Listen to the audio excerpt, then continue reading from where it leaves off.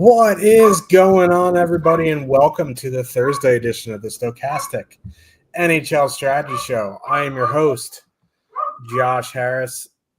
The dogs caught a glimpse of something with four legs on the deck, so they're going nuts. But we have a 14-game slate here tonight. Classic NHL. Let's have basically every team in play on the first day of March Madness. On top of that, DK cut the prize pools for whatever reason when they filled hours early on Tuesday. So I don't know, man. 14-game slates are rough. Hopefully there's multiple paths to victory. It's really hard to narrow down in single entry. We'll try to do our best to navigate this slate, and helping me to break it down, Slim Cliffy, what's going on? Yeah, I guess cutting the prize pools makes sense considering it is March Madness.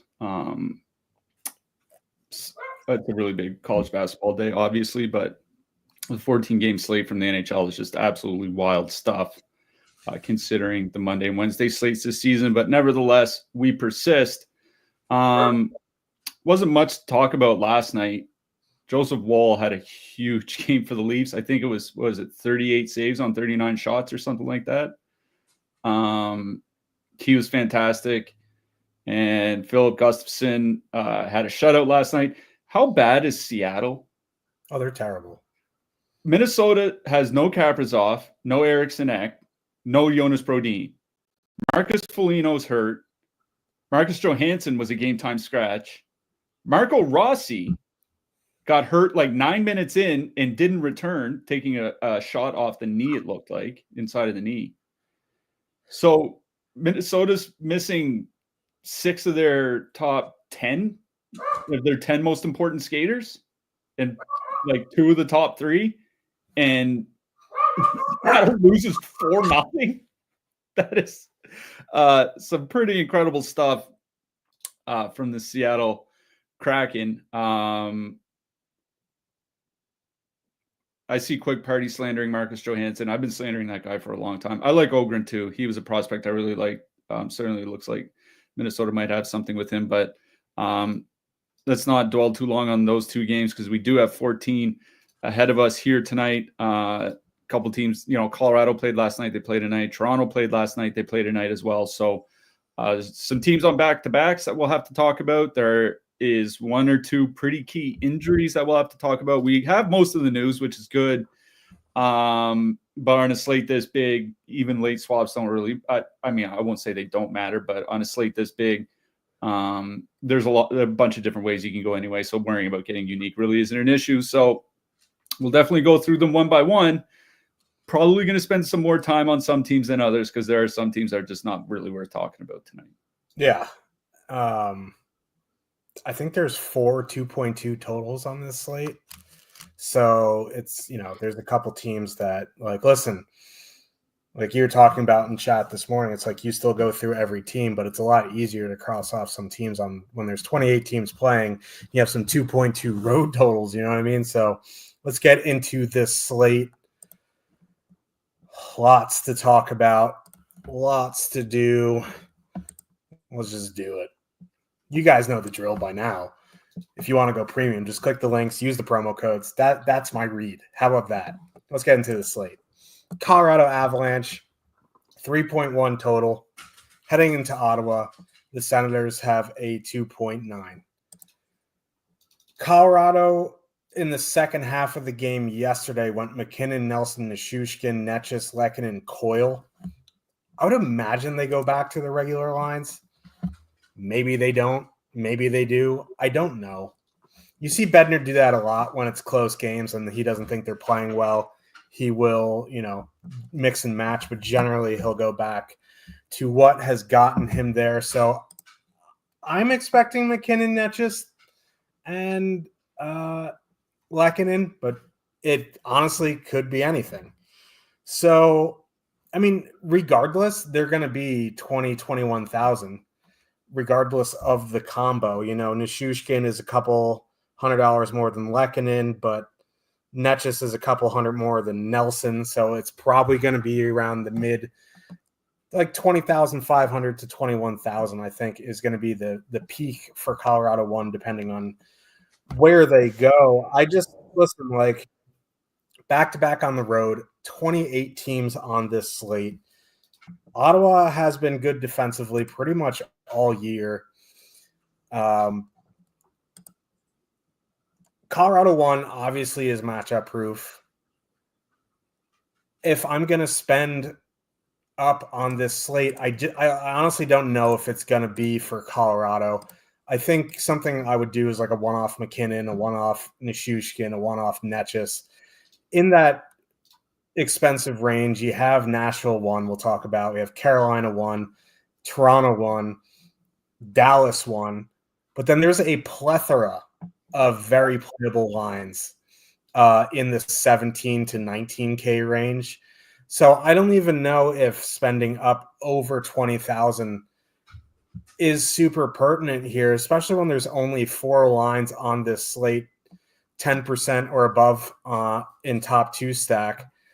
There's, more than that from 5 to 10%, which we'll talk about. Obviously, all 4 of them are 20K and up lines, but you were able to fit some of these mid-price lines together and make a more complete team, we'll say. So I like Colorado one no matter what it is. It's not the best 5-on-5 matchup. It's not the best power play matchup. They're back-to-back on the road.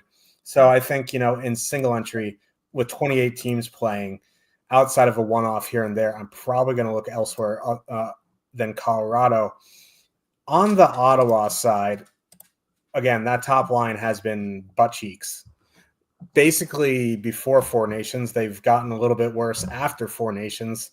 And Dylan Cousins has been, honestly, the Sens' best player since they acquired him. It would be the Sens' second line of Cousins, Batherson, Perron at 13-4. It is going to be Scott Wedgwood in net because Blackwood went last night. This isn't one of those situations where I would feel the need to leave off Perron and add in Tkachuk. You can obviously do that if you want, but I would just straight up use Ottawa 2 here. So for me, it would be Colorado 1, but more likely to do a one-off or 2 and Ottawa 2. I'm completely out on the Sens. Since Colorado picked up Mackenzie Blackwood back in mid-December, Colorado has the second lowest goals against per minute in the league, second fewest shot attempts against per minute in the league. Despite all their scoring, this is a great defensive team. Wedgwood, since he got acquired, 2 goals against per game. This is a terrible matchup for the Sens. I don't care if Colorado's back-to-back on the road. 14-game slate, I'm out on Ottawa.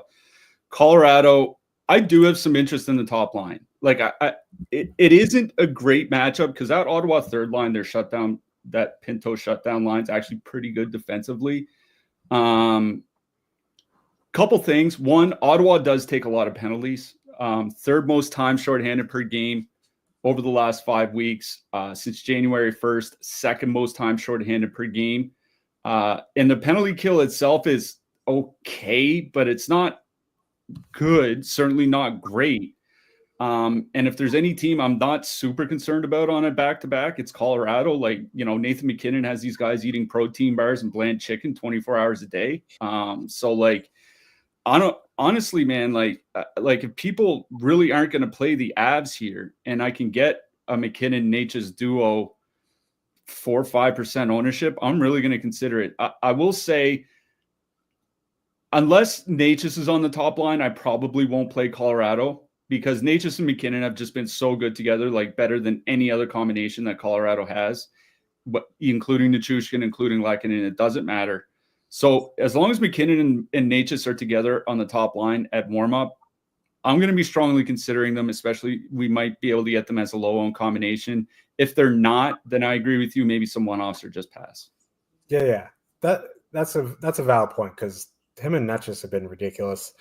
Like, if they're not together, I'd probably do more of a Nichushkin one-off just because he's so valuable on the power play and only 5,700. But McKinnon Netchis X is definitely in play. Calgary Flames, 2.4 total, heading into Newark, New Jersey. The Devils have a 3 total. Devils going Meyer, Heischer, Nason, Bratt, Glass, Holla.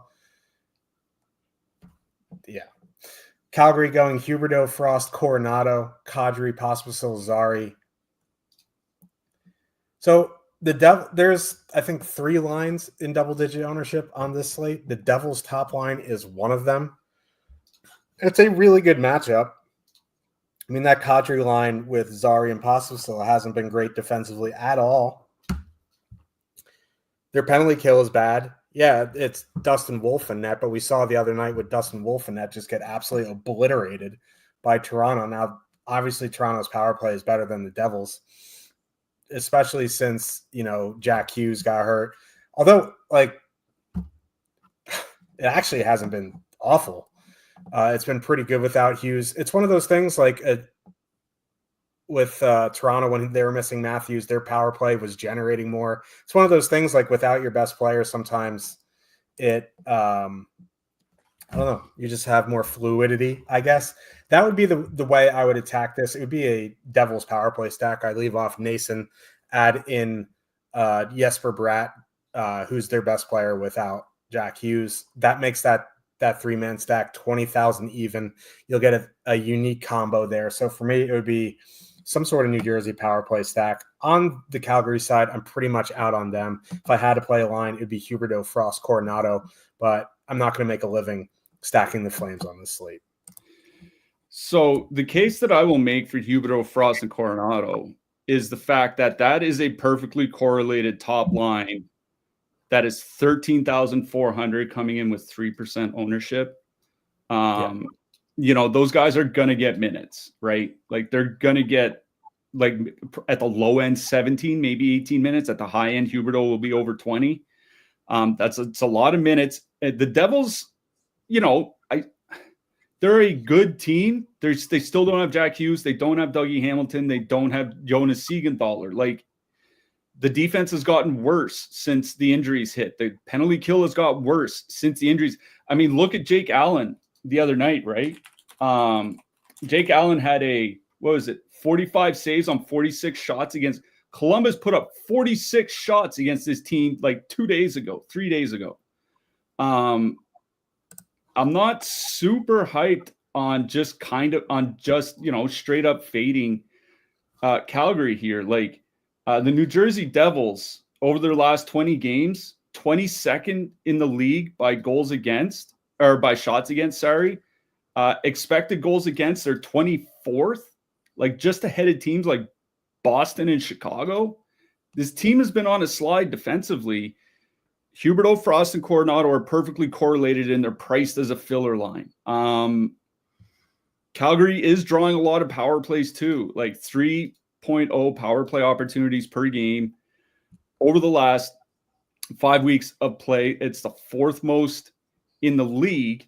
You go back to January 1st, just under 3 power play opportunities per game. Again, 3rd most in the league. They're getting a lot of power play opportunities. This is a perfectly correlated line that is 13,400 against facing a team that is missing their number 1 defenseman, their best defensive defenseman, and their number 1 center. And that had a bad bottom 6 on top of that to begin with. This is not a very good team. So, as far as filler stacks go, I do have interest in Huberdeau, Frost, and Coronado at 13,400 because you can play them with your $17,000 and $18,000 lines and still getting a pretty good top defenseman on top of that. So, Huberdeau, Frost, Coronado, I do have some interest here.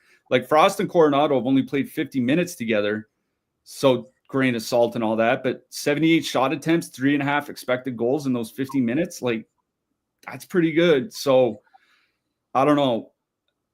If they were 16,400, I wouldn't even be talking about them as at fillers, at a filler stack price for 18 to 21 minutes for a perfectly correlated line. I'm they have to be in the mix for a filler stack. They're just so cheap. On the New Jersey side, I agree with you on the power play stack, just because Calgary they just have a bad penalty kill and they take too many penalties. They draw power plays. They also take a lot of penalties as well. 2.9 times shorthanded per game over the last 5 weeks. 6th in the league if you go all the way back to January 1st. They're third in the league. So New Jersey is drawing a lot of power plays. They're scoring well. They're running a hot shooting percentage, but nothing can keep shooting percentages sustained like a bad penalty kill like Calgary has. So I agree with like Meyer, Hischer, Bratt, something like that. The thing is like, if I can play them for 20K, I'd probably just go play Colorado for 21K. You know what I mean? So honestly, I think I kind of like the Calgary side best here. Yeah, and it's funny you mentioned the shots on goal. Columbus had like 46, 47, whatever. I forget the streak that Markstrom had. I think it was like 12 or 13 games where he didn't even see like 25 shots on goal or something like that. This is not the same team that they were 3 months ago. Yeah. Let's talk about a couple of shitty teams. Toronto Maple Leafs with a 2.6 total heading into Madison Square Garden. The Rangers, they're bad. They have a 2.9 total. Toronto back-to-back on the road after winning against Colorado yesterday. They'll probably run back Matthews, Martin, Nyes, Nylander, Tavares, Yarncroc, McMahon, Robertson, and Domi. Rangers going Panarin, Trocheck, Cooley, Zibanejad, Miller, Lafreniere. Kreider with a bunch of Sam Carricks and Juuso Parsinens. What a mess. Back-to-back on the road for Toronto. They're not great defensively. They don't have a very good penalty kill. The one thing that the Rangers can say is pretty good is their power play, especially since getting Adam Fox back. Like that Miller, Zibanejad, Lafreniere line in 3 games since they've been together has been pretty bad, if we're being honest. Like, they're not creating much. They're not scoring. Now, Cliffy did talk about JT Miller from an expected goals standpoint on Tuesday. The thing is, you do get 2 of the 3 guys here on the power play. It would probably be that line I would go to. If you want to make it a power play stack, you add in Panarin instead of Lafreniere. But the problem is that makes it 19-8. And then we're getting into New Jersey. Then we're just like, oh, we'll spend up for Colorado, right? You could leave off Lafreniere and add in Kreider. That makes it 17,300. When the Rangers power play is rolling, Kreider is a very important part. At points of the last few years, he was one of the best net front power play guys in the league. So if you don't want to make it super expensive and you do want some power play exposure, I'd go like Miller, Zibanejad, Kreider. I think a one-off Panarin is fine, but I don't have a ton of interest in the Rangers from a 5-on-5 standpoint. The Leafs side is a little more interesting. The problem is the Leafs back-to-back on the road, 21,200. Honestly, I'd rather play the Avs, assuming McKinnon and Netchus are together. I think at 2% projected ownership, this is a night where Austin Matthews is a very, very good one-off. Willie Nylander is a really, really good one-off. I don't think I would full stack anything, but I think, one-off Matthews, one-off Nylander. I don't really like the second line with Tavares and Yarncroc, so one off there. If you wanted to stack Toronto and MME, that's fine. Just for me, in single entry 3 max, I prefer the Colorado side if I'm spending up. So I'd do like a one-off Matthews. Yeah, I kind of agree with that one-off Matthews call. If you stochastic projections, like if you look at the centers, like Nathan McKinnon is kind of in a tier of his own, which he usually is, regardless of the slate. And then below him, Austin Matthews is in a tier of his own. He's the second highest projected center, the 4th highest projected skater on the slate. And, we saw last night he can have big games. His projected ownership is 4% on this slate. Like a 4% Austin Matthews against the Rangers team that's just, let's face it, not very good defensively. That's kind of interesting to me. Like if you want a one-off like Nylander or something like that, I think that's okay. But I do think Matthews is a one-off. If you want to go play a couple mid-price lines elsewhere, or a mid-price line and a somewhat cheap 2-man stack, and then add Matthews, like I think that's perfectly fine here. As far as stacking the Toronto goes, like I'm probably kind of out. That like Nylander's been good. He's certainly had some good games. Tavares, he's riding some hot shooting percentages. That line has just not been that good for a long time now, months, plural. So I think if anything, it'd be Toronto 1. I think what I like best is just the Matthews one-off. On the Rangers side, like Panarin one-off, I agree with. For me, I'm treating the Rangers as power play stacks. Zibanejad, Miller, Panarin, Zibanejad, Miller, Kreider, like those types of things. Toronto, 3 times shorthanded per game over the last 6 weeks. They're tied with Ottawa for the 3rd most in the league. You talk about how good the Rangers power play has been, especially, like you said, with Adam Fox back, that's important. I don't mind some sort of Rangers power play stack here at all. Like that's how I would attack it. Like the Leafs take penalties, the penalty kill is bad, and it's a really, really good power play matchup for the Rangers because of it. So I think Rangers power play stack is what I like best in this game, but yes, an Austin Matthews one-off certainly makes a ton of sense. I hate to say that this is a must-win with 14, 15 games left in the season, but this is as close to a must-win for the Rangers as it's been. So it doesn't mean anything, but Philadelphia Flyers with a 2.2 total. Heading into Washington, the Capitals have a 3.3. Washington going Ovechkin, Dubois, Protas, Wilson, Strome, McMichael. Flyers going Konechny, Tippett, Paling, Mitchkov, Couturier, Lixell. It doesn't really matter what the fuck the Flyers are doing. I don't even care. It's Charlie Lindgren in that. 2.2 road total. Now on the Flyers, if a one-off happens to slip in there somewhere, just the tip, is fine. But I'm pretty much out on the Flyers. The Washington side is interesting. Dubois, Ovechkin, Protas haven't played much together this year. They're pretty high event. They're searching again. They do this from once in a while. Strome and Ovechkin generally have their best numbers together. They've been pretty bad this season, depending on who's with them. Strome, Wilson, McMichael have been pretty good in 90 minutes. It's I don't mind them at 15-8, but in this matchup, I probably want Ovechkin in there. So I would do some sort of power play stack because the Flyers penalty kill sucks. But it's not like Washington's power play is any good though. And I don't really trust that these lines are going to stick, especially if they get off to a little bit of a sluggish start. But I would do Dubois, Ovechkin, Wilson, Dubois, Ovechkin, Strome, go double center, something like that. You could just leave off McMichael and add in Ovechkin. I don't mind either of these lines as a full stack. It's just if I'm going to go to the second line, which I prefer, I would want to find a way to get Ovechkin in 8 goals away from breaking Gretzky's record. Yeah, don't have any interest in Philly. On the Washington side, it's tough it would be tough to play Washington and not include Ovechkin. I was looking at their projections. He's projected for 4.3 or 4.25 more points than the next closest player. So it's 50% more points than the next closest Washington player. So I think whatever you do with Ovechkin, you just kind of build, or with Washington, you just kind of build around Ovechkin. So like you said, Dubois, Ovechkin, 2-man, Ovechkin, Dubois, Wilson, Ovechkin, Strome, Wilson, those types of things. I honestly think my favorite, I'm probably approaching Washington like I'm approaching Toronto. If anything, on the Washington side, it would be Ovechkin, Dubois, Protas. You get 2 out of the 3 on the top power play unit. Ovechkin has a much higher projection than anybody else. Yes, he's more expensive, but he has a much higher projection than anybody else.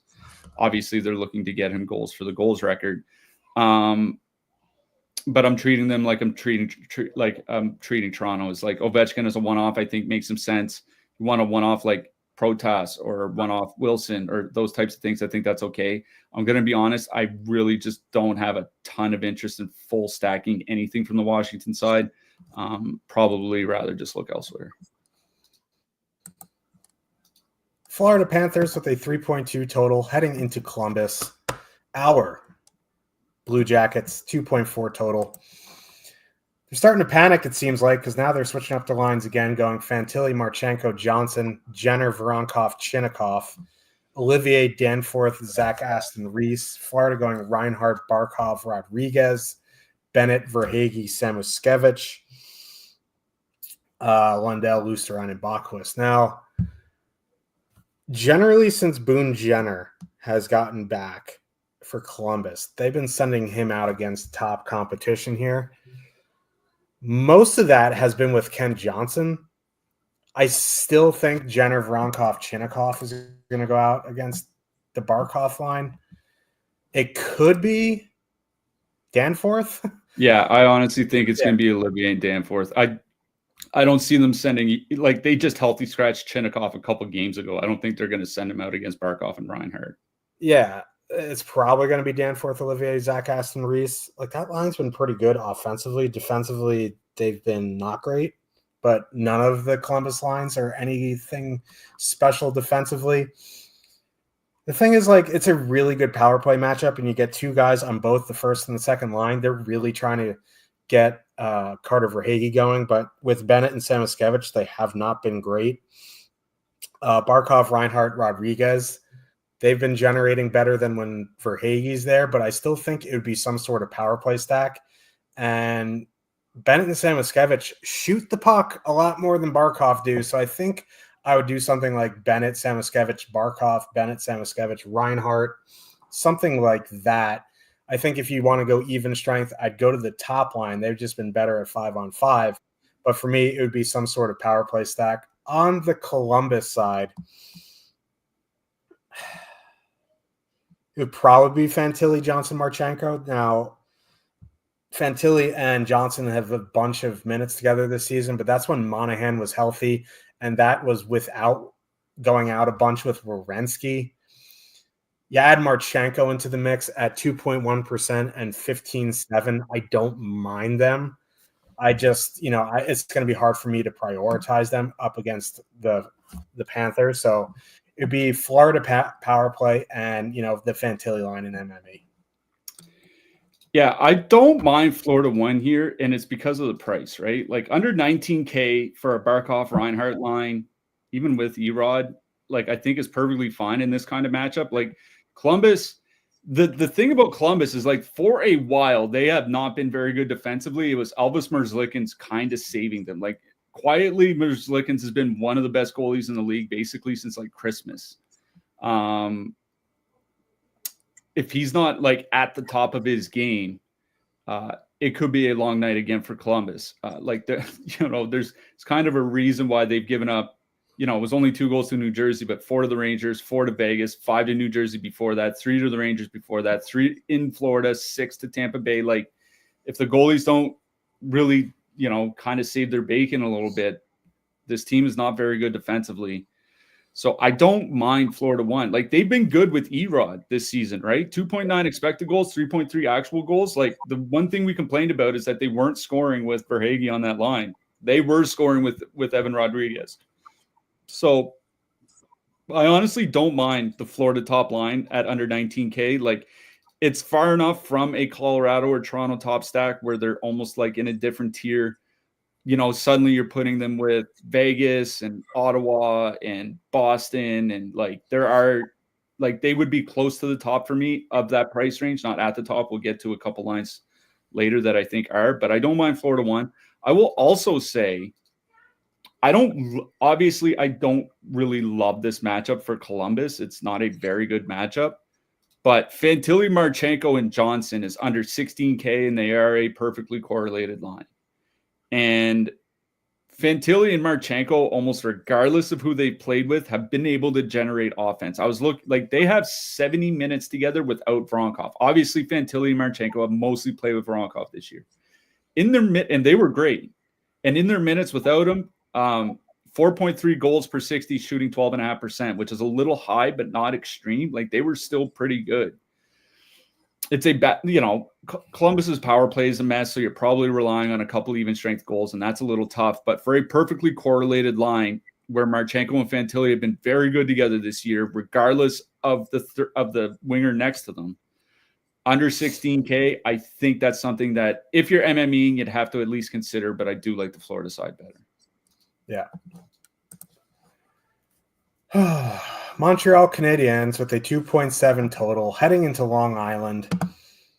We all know that sucks. The Islanders have a 2.9 total. Montreal going Caulfield, Suzuki, Slavkovsky, Line, Roy, Newhook, Gallagher, Dvorak, Anderson, who broke the slate the other night. That was ridiculous. Islanders going that line broke the slate. They had 4 goals and 6 assists between them? Yeah, it's just disgusting. And no one played him. I mean, like, they're under 10K. I don't think there was a need for him, but the Islanders going Horvat, Palmieri, Holmstrom, Lee Duclair, Jean-Gabriel Pageau. Start on the Islanders side since they suck. Okay, so like the Islanders top line, Horvat, Palmieri, Holmstrom, they're fully correlated. And that means something in this matchup. Like Montreal is really bad defensively. Their penalty kill is not great. They take a bunch of penalties. I don't love the Islanders top line here. And they're coming in at 8.4% projected negative leverage. But they are fully correlated and they're going to play minutes. So from that standpoint and 16,400, I think you have to consider them. Am I going to play them? Absolutely not. But at that price, fully correlated, that matchup, I think they're in play. I have a mental block clicking in Islanders when they're negatively leveraged. I just have problems clicking in Islanders to begin with without Barzal. But they're fine. The second line, no, they're just really bad. So I'm out on them. The Montreal side is pretty interesting here. That top line is only 18,300, 5.8% top 2 stack, which is the highest in this game, and 3.4% ownership. None of these Islanders lines are good defensively. Their penalty kill isn't good. They don't take a ton of penalties, but that top line for Montreal is fully correlated. Suzuki and Caulfield have been excellent this season. Slavkovsky benefited probably more than almost anyone on this slate with the Four Nations break. He looks healthy again. I do like Montreal 1. They're my favorite line in this game at 18.3. I think they're in consideration. It's just that price is a little bit high for me. You know what I mean? Like, you're only for another 500, you're getting to Floridas, then you're getting into the Torontos and all that. I will definitely consider them, though, because I have no faith in the Islanders being any sorts of good. If Sorokin is a little bit off his game, they can fill the net here. So it would be Montreal 1. It would be both top lines here, but I definitely prefer Montreal. Yeah, one of the reasons I just don't like the Islanders is because of their power play. Like, yes, they are perfectly correlated. Montreal has generally had a pretty good penalty kill for, I don't know, basically since American Thanksgiving. Like for 3 months now, they've had a pretty good penalty kill. And so you're relying on the Islanders to get there all at 5-on-5, which, don't get me wrong, they can. But like, you know, you have we'll get to the Kings in a second. The Kings top line is perfectly correlated. They're only $800 more. We'll get to Utah a little later. The Utah top line is only $1,000 more. They're perfectly correlated. Like, do I want to play an over-owned Islanders line on a 14-game slate, or do I want to play a perfectly correlated Utah line facing the Buffalo Sabres for only $1,000 more, and they're not coming in with a bunch of negative leverage? So like, that's just kind of where I am with the Islanders. It's like, it's not a bad spot per se. I just think there are other lines I would rather play. And like, you know, let's face facts. This Islanders lines, this Islanders team is just not, they're just not very good. They need Ilya Sorokin to be great in net, which is kind of the same for Montreal, honestly, except their top line's actually good offensively, and it has been pretty good offensively basically all season. And you're right about Slavkovsky. I think those 2 weeks off really helped whatever is going on with his shoulder, his arm, whatever that was. Slavkovsky, I think it's 32 shots in his last 11 games. Like, this is a guy that was shooting like 1.5 shots per game through the first like 50 games, and now he's at like 2.5 to 3. I don't mind Montreal 1. Like, if you look at other lines in that price range, Ottawa, Florida, Vegas, Edmonton, none of them are perfectly correlated. But again, like, if I want to drop, like, I think you can drop down to Utah. I think you can go to Washington. We'll get to Buffalo in that Utah game as well. So like, I just think there are other lines in the same price range for both top lines that I would rather play. All being equal, I would much rather play Montreal 1 here, just because they are perfectly correlated. They've been one of the best 5-on-5 scoring lines in the league this season, like bar none. And they're getting, Slav and Caulfield are getting 19 minutes. Suzuki's getting like 21, 22. It's a lot of ice time, a lot of perfectly correlated ice time for a very good 5-on-5 line. So if anything, Montreal 1 in general, I don't really have a lot of interest in this game in single entry. Yeah, offense goes to die in Long Island for some reason. So do hopes and dreams. Everything goes to die in Long Island. Vancouver Canucks with a 2.4 total, except for Fire Island. The Canucks have a 2.4. St. Louis, the Blues have a 2.8.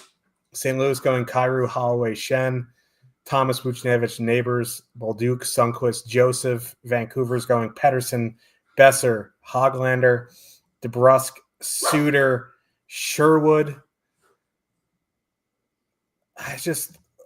For the most part, I'm just out on Vancouver. St. Louis, since Jim Montgomery has taken over, they've been one of the best defensive teams in the league. If you needed a filler line in MME, DeBrusk, Suter, or Sherwood would be one of the teams in the mix if I got a little bit in 150, but generally I am absolutely not going out of my way to get Vancouver in my lineup tonight. On the Blues side, I think it would be Kyrou, Holloway, and Shen at 15-8. They've been really, really good. That power play unit has been really, really good. They're fully correlated. It's not the best matchup. Like, Vancouver has been fine defensively, but that Pettersson line, who they're going to see, Pettersson has been bad all season. So for me, it's the Blues Kyrou line.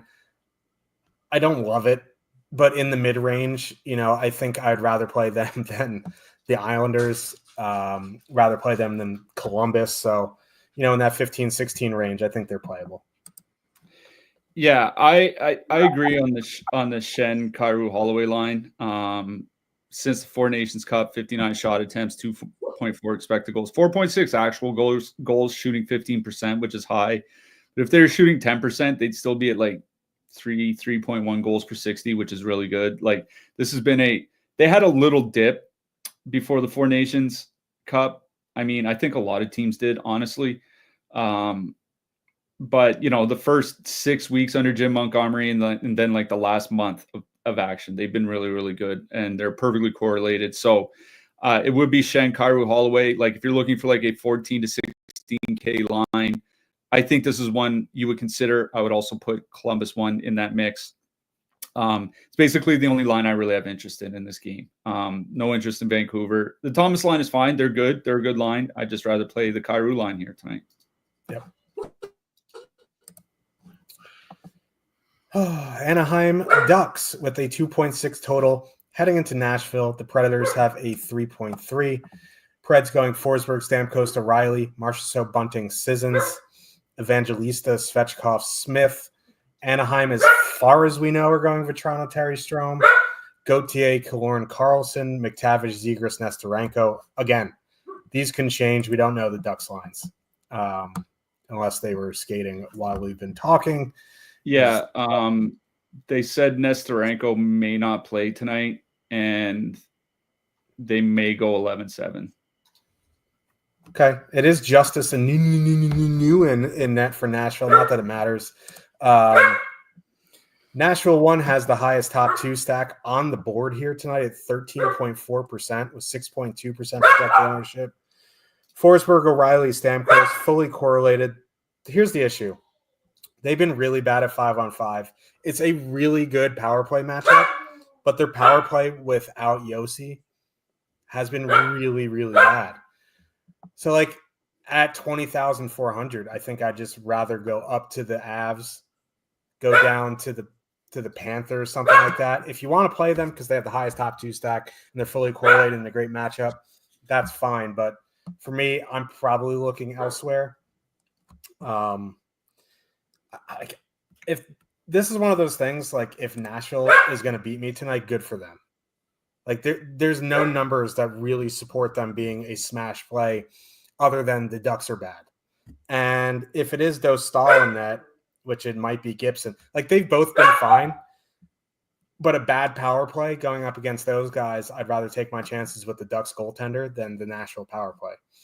On the Ducks side, we'll have to wait on definitive lines. If they go 11-7, I think I'd have interest in like a Carlson Zegras 2-man, a Carlson McTavish 2-man, something like that. Carlson has been really, really good since the Four Nations break, so I'd be looking for 2-mans on the Ducks side. Let me let this dog out. Okay, yeah. I don't have interest in Nashville. Like that top line as currently constituted, 2.5 expected goals per 60, 1.7 actual goals. Now that's shooting 6.5%. If they're shooting 9.5%, they would be about a league average scoring line. Like they just don't generate anything at 5-on-5. And the power play has been a lot worse without Yossi. Like that like he is, their goal rate has basically been cut in half since Roman Yossi got hurt. Their power play goal rate. So the power play was the one thing that you could actually stack Nashville for up until the Yossi injury. Since then, it's been like, maybe if you want to one-off some guys, okay. But like, if I'm going to go up to 20,400, like you said, I'll just go play Colorado. We'll get to Carolina in a second. We'll get to Tampa Bay in a second. We'll get to Edmonton in a second. Like there are other spots I'd much rather play, even against Anaheim. Again, kind of like the other night with Dallas, like I think I'm more interested in the Anaheim side here. Cutter Gauthier playing with Killorn and Carlson, assuming they play a lot together in case they do go 11-7. Like Gauthier, like Carlson and Cutter Gauthier have generated the same amount of expected goals as the Nashville top line on a per minute basis. It's like, the Anaheim top line, if it is Strome, Vetrano, Terry, they've been better than the Nashville top line. So like, and their power play, which is bad, is basically as bad as Nashville. So like, yeah, I'm way more interested in the Anaheim side. Like Carlson, Cutter, 2-man, Vetrano, Terry, Strome as a 3-man, I think is fine. Even if they do go 11-7, I could see this being one of those situations where third line just doesn't play very much, and maybe they just rotate like McTavish through, or they rotate Leo Carlson through or something like that, as opposed to just constantly jumbling the line. So I'm more interested in the Anaheim side. I think what I like best in this game is like a Carlson, Cutter, Gauthier 2-man or something like that. But in general, I'd rather play the Ducks than the Predators here. Agreed. Tampa Bay Lightning with a 2.9 total. Heading into Dallas, the Stars have a 3 total. Dallas going Rantanen, Robertson, Hintz, Duchesne, Granlund, Marchment, Johnston, Ben. I think Bork is out. Johnston, Ben, somebody. Tampa going Kucherov, Hagel, Cirelli, Gensel, Point, Gord. So here's the thing, right? The Duchesne line has a decent sample, but the first and the third lines have small samples. They're all bad defensively. Take the first and the third ones with a grain of salt because they're small samples. But the Rope Hintz line since Mikko's gotten there, 2.84 expected goals against per 60. Wide Johnston and Ben, 3.5 expected goals against per 60. The Duchesne line, 3.4 expected goals against per 60. This is not the same team without Miro Heiskanen. You have to move guys up who aren't really ready. Cody Ceci's been playing heavy minutes. That's never a good thing. You never go full Cody Ceci. Their penalty kill has suffered because of this as well, which makes me like the Tampa side more than the Dallas side here. I like Kucherov, Hagel, Cirelli. They're 19,300, coming in at 3% projected ownership. It doesn't really matter the matchup. They're all good for that line. Now, you only get Kucherov on the top power play unit, which kind of sucks. So if you wanted to go to Point, Gensel, Gord at 17K, I think that's also fine. But I would find a way to get more power play guys in there. And if you can't spend all the way up to Kucherov, which would make that line like 22 and change, which is just too much, I think you could put Bjorkstrand instead of Gord and that would be 17,900. But I'm kind of running into that problem we run into with Utah, with Montreal, etc. If I'm going to play the power play guys, I want Kucherov in there. So I think what you could also do is leave off Hagel, add in Gensel, leave off Hagel, add in Point, leave off Cirelli, add in one of those guys. In general, I like the Kucherov line the best on the Tampa side. If you want to get more power play guys in, you can. The Dallas side, like, listen, Dallas one is 20,800. Cliffy talked about it. Like, Mikko is still priced like he's playing for Colorado at 7,400. He doesn't get a ton of heavy minutes. I'm out on that line just because of the price. I don't care if they've been great. They would need to run pure, basically, over their 17, 18 minutes on a 14-game slate to be optimal. I think I would be dipping down to Johnston and Ben. If you want to go to Duchesne, Granlund, Marchman, I think that's fine. But for me, my favorite line in this game is the Kucherov line. Yeah, I agree with you on the Kucherov, Hagel, Cirelli line. And I will say, I don't really feel the need to jam in some extra power play guys. Like, yes, the Dallas penalty kill has gotten worse since Heiskanen got hurt. It's still not awful. Like, it's not down in that, like, San Jose, St. Louis, Calgary territory. Like, they're not, they're not elite or great like they were, but they're not terrible. And this is a really good 5-on-5 matchup. Like, we talked about it the other day, and then Anaheim goes in and puts up 3 goals, and Dallas needs overtime to win the game. Since Heiskanen got hurt, Dallas is 26th in the league in shots against per minute, worse than teams like Pittsburgh, Boston, the Islanders, the Devils. And think of all the injuries the Devils have had. Expected goals against, the same as the Anaheim Ducks. And in fact, by expected goals against and goals against, since Heiskanen got hurt, the Dallas Stars and the Anaheim Ducks have basically been the exact same team. This is a pretty good matchup for Tampa Bay. Hagel, Cirelli, and Kucherov have been really, really good this season at 5-on-5, 79 shot attempts, 3.9 expected goals, 3.1 actual goals per 60 minutes, 3.1 actual goals per 60 minutes, shooting 9%. Imagine if this line was shooting like 10 or 11%, right? These guys get heavy minutes. I don't really care about the power play matchup. Like, yeah, if you want to get cheaper and take out Hagel and put in Bjorkstrand or something like that, like, I guess it's okay. But I think this is a really good 5-on-5 matchup for Tampa Bay. And that Tampa Bay top line is one of the best 5-on-5 lines in the league, the Hagel, Cirelli, Kucherov line specifically. So I really do like that line here at 19,000 and change. On the Dallas side, for me, it's Duchesne, Granlund, Marchment. And the reason is because they have been really good offensively. 135 minutes together, nearly 135 minutes. 3 expected goals, 3.6 actual goals per 60 minutes. And they won't see Hagel and Cirelli. Like, that is the one matchup that their coach is going to keep them away from. So they're not going to get that brutal defensive matchup. I think they're fine in that mid-tier price range for 14,600, but it's the Tampa Bay side I'm more interested in this game. Los Angeles Kings with a 3.3 total. Heading into Chicago, the Blackhawks have a 2.2. Kings going Fiala, Byfield, Laferriere, Kempe, Kuzmenko, Kopitar, Fogle, Moore, Deneau. Chicago going Bedard, Nazar, Dickinson, Donato, Teravainen, Mikheyev. I'm out on Chicago. I have no interest. If your optimizer spits out one of 150, Donato, Teravainen, and Mikheyev, you don't have to X them out. But other than that, like, I'm out. The Kings side is a lot more interesting to me. I don't particularly love the Kopitar, Kempe, Kuzmenko line. They've, outside of like that first game where they had like, ooh, new shiny toy of Kuzmenko, they're generating literally nothing, and they're the most expensive line on the Kings side. It would be Fiala, Byfield, Laferriere for me at 16-3. Now, the issue was a few games ago when Kuzmenko got there, their minutes came down to 15-16. The past few games, Fiala's been playing 19-20. Byfield's the same. Laferriere's been playing 15-16, but that's about where he's been all season. Yeah, so for me, it would be that Fiala line. If you need to dip down another 1,100, Danault, Moore, and Fogle have been excellent this season.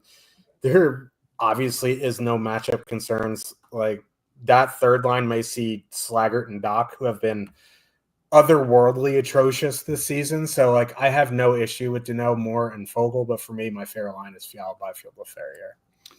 Yeah, nothing on Chicago. That Fiala, Byfield, Laferriere line has been really good, just generally speaking. And 16,300, I think, is a fine price for a few reasons. One, like even with Laferriere not getting the power play time that he necessarily used to, like he's still getting his fair number of shots, which is I think pretty important. 6 shots last game, 1, 2, 1, 4, so like 14 shots in his last 5 games, and that's without top power play time. Like you said, Fiala's ice time has been creeping back up. 19, 21, 18 his last 3 games. So like there are a lot of reasons to like that line at 16,300. On a slate this big, I don't mind them, but you know what I mean? Like they're kind of like the same price as like Utah 1, which is a perfectly correlated line at home against the Sabres, as opposed to a completely uncorrelated line on the road against Chicago. It's like, what's really the better matchup for a similar price? We talked about the Rangers earlier. They have a couple lines in that price range. I don't mind the Kings here. That Fiala, Byfield, Laferriere line, I think that's the line I go to. If you want to go to the Kopitar line, because they are perfectly correlated, I think that's okay. You're right. Their expected goals aren't very good. I do worry about their actual goal rate coming down a little bit. It would be the Byfield line for me. Going to be honest, just be in single entry, just because I think there are some other options on the slate that I don't have a ton of interest in. It's basically just the Byfield line, but I don't really have a ton of interest in this game. Completely fair. Winnipeg Jets with a 2.7 total heading into Edmonton.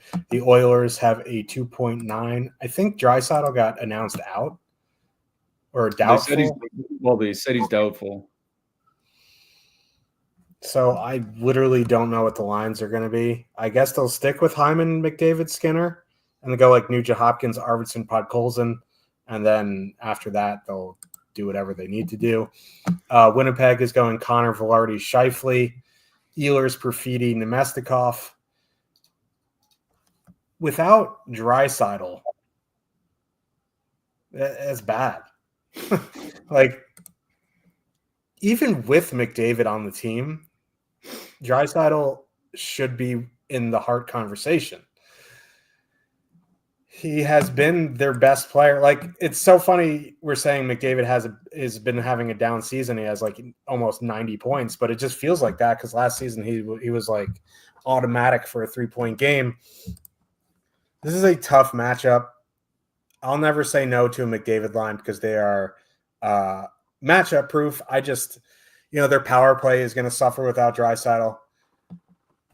You get to Edmonton 1 in MME, 0.4% projected ownership. That's, nothing. So low on McDavid is still low on McDavid. So Edmonton 1 for me in MME.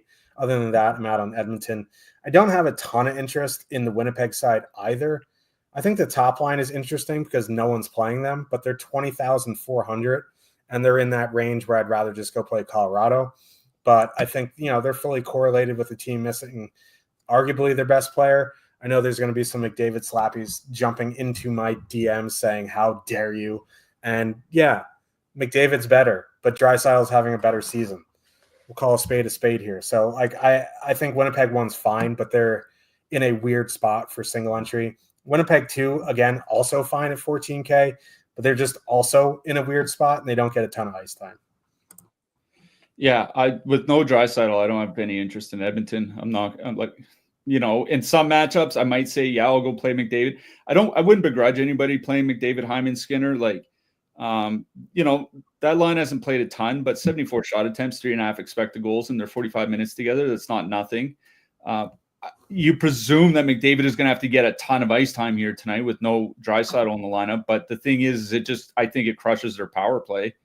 And so you're relying on that line basically to get there entirely at 5-on-5 against Connor Hellebuck. It's like maybe they can. Vancouver, had a pretty good game recently. Like, I don't think so. On the Winnipeg side, I think I'd be more interested in playing Winnipeg. That Winnipeg top line is perfectly correlated. 2.8 expected goals since the Four Nations break. With Ekholm back, though, you have Ekholm, you have Bouchard, you have Wallman. All of a sudden, that Edmonton top four might be the best top four defense group in the league. Like, I'm serious. It makes it a little bit of a tougher matchup for Winnipeg. I think Winnipeg for me is in the MME bucket, where like if I was 20 maxing, like maybe I have 1 out of 20 Winnipeg. If I was 150, maybe I have like 3 or 4 or something like that. In a single entry in that price range, I'd probably just rather go up and go play some sort of Colorado stack. We'll get to Carolina second. Tampa Bay is over $1,000 cheaper. So like, I just think that there are other spots that I would rather go to in that price range. So kind of just out on this game in general, at least for forwards. We'll get to defensemen a little later. Buffalo Sabres, the skinny swords, with a 2.7 total. Heading into Utah, the Soakers have a 3.4 total. Buffalo, they said Benson's probably not playing. So the top line's Thompson, Peterka, Tuck, McLeod, Zucker, and Benson was on that second line. It could be Brett Murray. It could be I think it's going to be Jordan Greenway. Jordan Greenway, yeah. So Greenway probably jumps up to that second line. Not that I have a ton of interest in the depth of Buffalo here. Utah going Keller, Cooley, Schmaltz, Genther, Hayton, Carcone, Doan, Krause, McBain. Now, of note there, they moved Cooley back to the top power play unit, and they put Barrett Hayton back to the second unit. That is noteworthy because that makes the top line fully correlated, and it makes the second line only one guy on the top power play unit in Genther. Now, Hayton, Genther, Carcone this season have been excellent, but they're coming in with 11.3% projected ownership, and I think that's the highest on the slate. I don't really want to play a second line at super chalk. Granted, Buffalo's an absolute train wreck, but if I can get that top line fully correlated against Buffalo at half the ownership, I think that's where I'm going. The one issue that I run into is like Genther is the most important piece on the power play, but it's a really, really good 5-on-5 matchup as well. Like Peterka, Thompson, Tuck, they've been fine, but they haven't played much recently, and this is a lot different team than they were a few months ago. Their defense and their goalies have kind of taken a spill, so I'm very much in on Utah 1. Utah 2 is fine, don't get me wrong. Like Hayton and Genther X has been excellent this season. With Carcone, they've been very, very good. It's just that ownership is a bit high. If you want to add in Genther to Utah 1 stack and 4-man them, that's fine. But for me, it's Utah 1. On the Buffalo side, that top line is fully correlated at what are they? They are expensive. 21,300 for Buffalo, Yeah, one, I think. That's just a scene. Like 21,300 is more expensive than anything Colorado can put out on the top line. Like I think a Thompson one-off is fine. It's a good power play spot. I think you do like Thompson, Dahlin or something like that. Thompson, Peterka, 2-man. I'm not full stacking the Buffalo Sabres on a 14-game slate on the road in a bad 5-on-5 matchup at that price. So for me, it's Utah 1. I think a one-off from Buffalo is fine. Yeah, it's one of those things. Like I do like, in a nutshell, I do like Buffalo 1 here because that Thompson, Tuck, Peterka line, 3.7 goals per 60 minutes at 5-on-5 and 185 minutes together, and the power play, as long as Zucker's been healthy, has been pretty good. They're 21,300. It's like, do I want to play them on the road against Utah, or Buffalo or Colorado on the road against Ottawa, or Toronto on the road against the Rangers? There are just others. There's at least a couple other spots I'd rather go play. Tampa Bay on the road against Dallas, like it is a good Buffalo line, and I do want to play them. I just don't want to play them at 21 at what is the most expensive line on the slate. I just think that's a little bit nuts. So maybe if you want to get different and a 150 max and have a couple Buffalo ones, I think that's playable. But for me, I think this is a Utah game. Keller, Cooley, Schmaltz line at 5-on-5, 4.1 goals per 60 minutes. Now that's shooting 14.5%. But the thing is like, even if they're shooting like 10.5%, they'd be at about 3 goals per 60. And the Utah power play's generally been fine. I know they had to change things up, but it was good with Cooley. It was just that Cooley got hurt and then they moved Hayton there, and then it was fine with Hayton, which is why he'd been there for a while. But it was good with Cooley earlier in the season. Honestly, and like Buffalo's been taking a lot of penalties. 3.1 times shorthanded per game is the most in the league over the last 5 weeks of play. Tied for the 5th most in the league, time shorthanded per game, going back to January 1st. So they spend a lot of time shorthanded, and their penalty kill is bad. I don't mind Utah 1 at all here for what is a mid-price stack. I don't even mind a power play stack, honestly. I know it's a 14-game slate, but this is a very bad Buffalo team, very bad defensively, with a bad penalty kill that's taking a lot of penalties, with a pretty good top power play on the other side, with a pretty good 5-on-5 top line on the other side as well. So I don't mind Buffalo 1 here, but for me, this is a Utah game, and I really do like Utah 1. Yeah. Like, I agree with you with Buffalo, dude. It's like, I would play them if they're like 18-7. Even at like 19-5, like make it a choice between them and like Florida and Tampa Bay or something like that.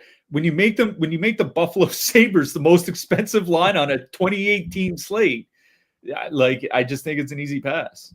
Yeah, I'd rather go watch the Bills shirtless in January than stack that. But Boston Bruins with a 2.2 total heading into Vegas. The Golden Knights have a 3.4 total. Vegas going Eichelstone, Barbashev, Hurtl, of Saad, Riley Smith, William Karlsson, and Nick Roy. It's nice to see Wild Bill back in the lineup. Boston going David Pastrnak, and nothing else matters. On the Boston side, it would be a Pastrnak one-off or absolutely fuck all. On the Vegas side, I think it would be Vegas too. Hurtl, of Saad. They've just been really good since Saad's gotten there. 95 minutes, 3.2 expected goals per 60, 3.2 actual. They're controlling the play, 73 shots per 60 minutes. They get middle 6 matchups of the Bruins, which have been atrocious. This team is gutted since the deadline, obviously, or even before that. But, they waved the white flag at the deadline. Going to Vegas 1 is fine. Eichelstone, Barbashev. There's a reason they broke them up, though, because outside of like the first 6 weeks of the season, they really haven't done anything. But at 18.6 and 4.6% projected ownership, maybe you think they'll go back to like a one night only DX reunion and go nuts. So like for that ownership and that price, it's fine. But for me, it is Vegas 2. Yeah, I mean, I'm out on Boston. We always say if you want to one-off Pastrnak, that's fine. And certainly if you want to one-off Pastrnak here tonight, I think he has the 3rd highest projection of any skater on the board. 2nd highest projection, behind McKinnon, slightly ahead of Philip Forsberg. So that's fine. But I'm not full stacking Boston with a 2.2 total on a 14-game slate. On the Vegas side, like the Barbashev thing is interesting because they were creating like fine after Barbashev returned from injury. They just weren't scoring, right? Like shooting 6% since Barbashev returned. I think it was back in mid-January or mid-December. These months, man. But 18,600 is pretty reasonable. Like it's not like this line is 20,500 or something like that. Vegas 1 is priced in with those other mostly correlated lines like Ottawa, Boston on the other side, Edmonton we talked about earlier, Tampa Bay. So like there are a bunch of lines in that price range that are very playable. And like this isn't a good Boston team. Like we've said it over and over. Since the Four Nations break, Boston is 20th by goals against per minute in the league. By expected goals against, they are 30th. The only teams worse are Columbus and the Islanders. So this is a pretty bad defensive Boston team. Either of the top two Vegas stacks, I think it would be one of those things that would depend on what else I want to play, because you can fit two mid-price stacks with Vegas, whereas, with Vegas 2, whereas with Vegas 1, you're probably looking for a filler. Just because Hurdle, Fave, and Side have been so good together, that's probably where I would lean. 3.3 expected goals, 3.1 actual goals per 60. Fave has 30 shots in his last 10 games. They're only 16K, so you can fit them in, with another good line, second stack. If you want to take off Sod and put in Eichel or put in Stone, make it more expensive, make it a power play stack, because this Boston team is taking a lot of penalties. I think that's okay as well. Either way, I think it's Vegas 2, maybe some sort of Vegas power play stack, and nothing for Boston. Yeah. Carolina Hurricanes with a 3.7 total, highest on the board tonight. Heading into San Jose, there's a shocker. The Sharks have a 2.2 total. We did get an update. There's only one line, 10% top two or higher. I still think it's Nashville, but the San Jose top line has dipped below 10% projected ownership, which we'll get to in a second. Carolina going Jarvis, Aho, Blake, Hall, Kotkaniemi, Roslovic, Stankov, Stahl, Martinuk. Sharks going Celebrini, Toffoli, Graf, Smith, Eklund, Wenberg. Celebrini, Toffoli, and Graf, 9.6% projected ownership. I know Celebrini and Toffoli have been really, really good this season, but most of that is with William Eklund, and most of that is with Jake Wallman. Neither of which are with them tonight. So, if you want to one-off Celebrini or do a Celebrini Toffoli 2-man, fine. But generally speaking, I'm out on the Sharks here tonight. Carolina 1, honestly, I know they're 20,000, but I do have a lot of interest here. They're coming in at 4% projected. They're fully correlated. Yes, their power play has been really bad for a while now, but the Sharks penalty kill is awful, and they take a lot of penalties. So, and on top of that, Aho, Jarvis, Blake in a 60-minute sample have been really, really good and really high event. The Sharks are atrocious, so I'm honestly giving serious thought to Carolina 1 here. Other than that, I know the Hall, Kotkaniemi, Roslovic line is super high event. I think a Hall one-off is fine. I don't think I want to stack the Kotkaniemi line or the Stahl line. I think it would just be Carolina 1 for me from this game. And I'm giving it serious thought despite the 20K price tag. There's a lot of things that I will do. One thing I won't do is play a San Jose line with the 5th most negative leverage in a 2.2 total against possibly the best penalty kill in the league. That's an easy fade for me, so I'm out on San Jose. I agree with you with Carolina 1. That is an interesting line for 20K flat. 60 over 60 minutes together for Jarvis, Aho, and Blake. Jackson Blake isn't really a household name. He's having one of the best rookie seasons in the NHL this year. The thing is that most of the year he's been in the bottom 6, and most of the year he's been on the second power play unit. If you look at his per minute shots and expected goals and points at even strength, he's up there with some of the best rookies in the league, including Celebrini. 89 for that top line, 89 shot attempts, 3.6 expected goals, 4 actual goals per 60 in their 60 minutes together. They're all in the top power play unit. It is a great power play matchup. I know the Carolina penalty kill has really struggled basically for the last couple months, but this is a great power play matchup for them. The Sharks are taking a lot of penalties.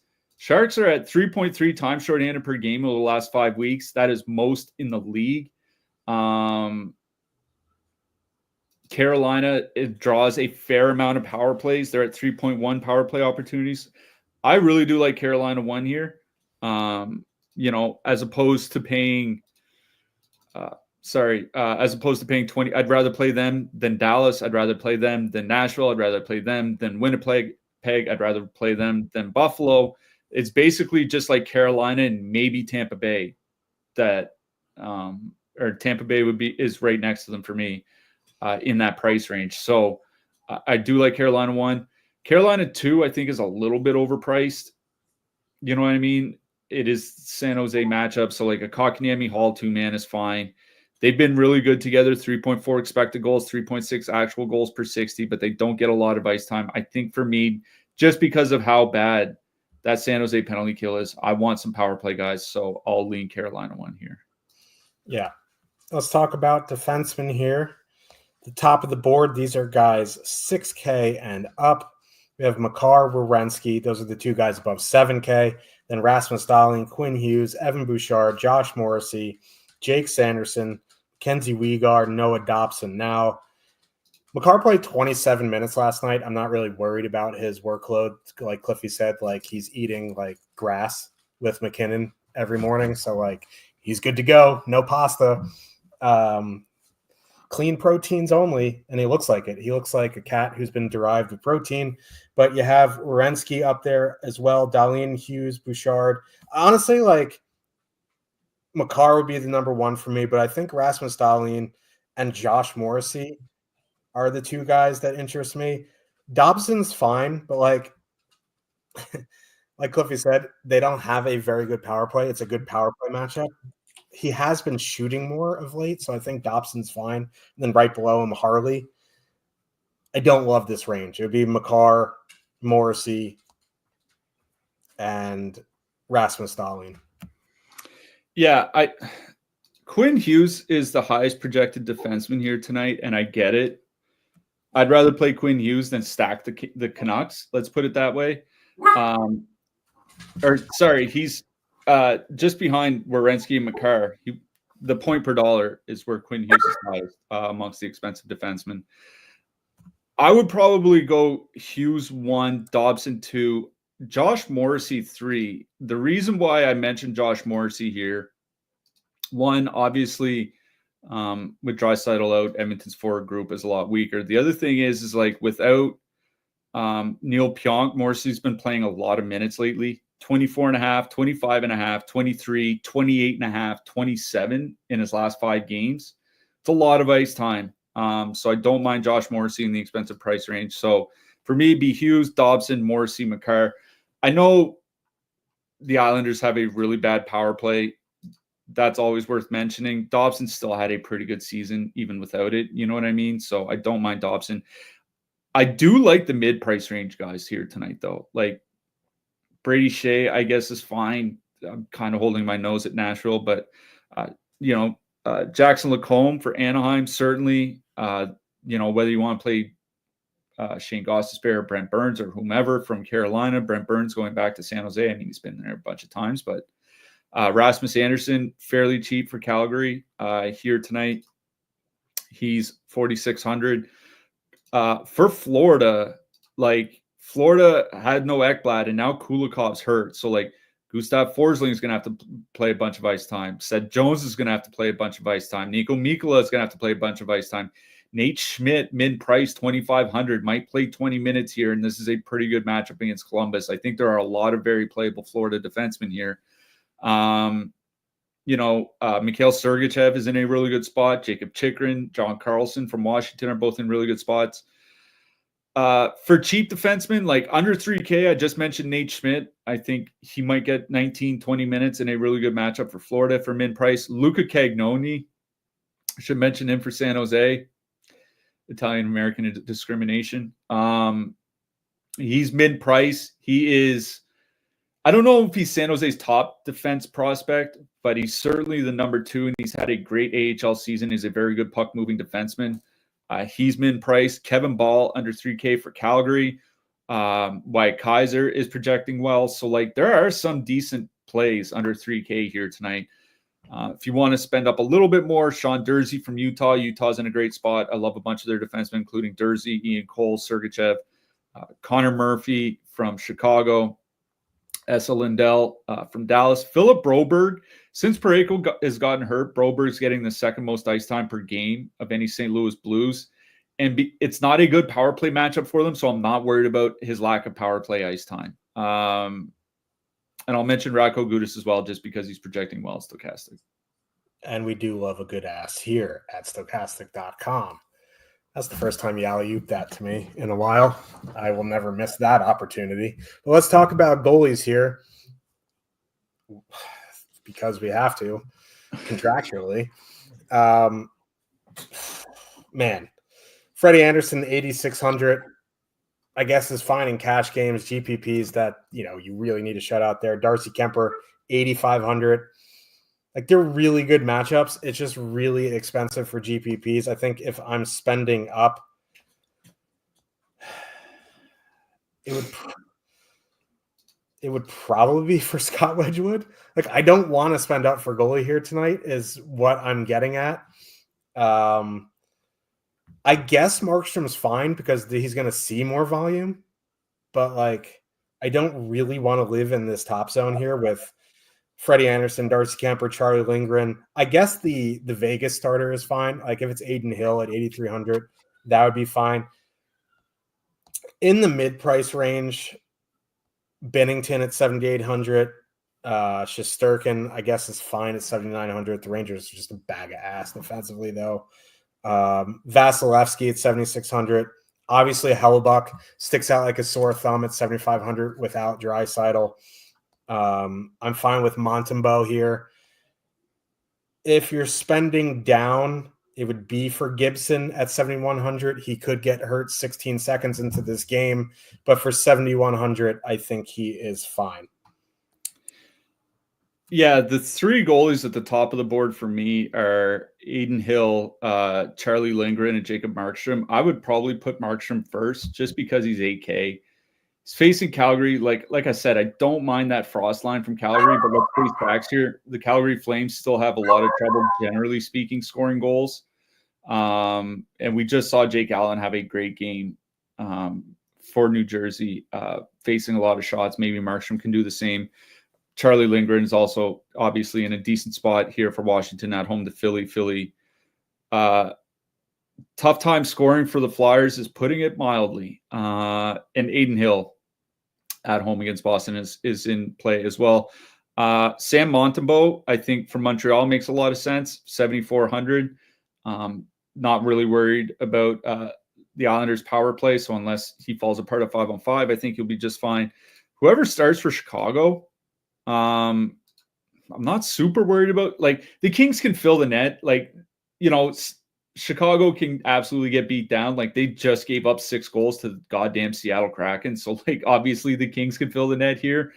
But for a sub 7K goalie facing a Los Angeles team that generally doesn't score a lot of goals, I think whether it's Knight or Soderblom, I think either one perfectly fine here. I'll also mention Elvis Merzlikins.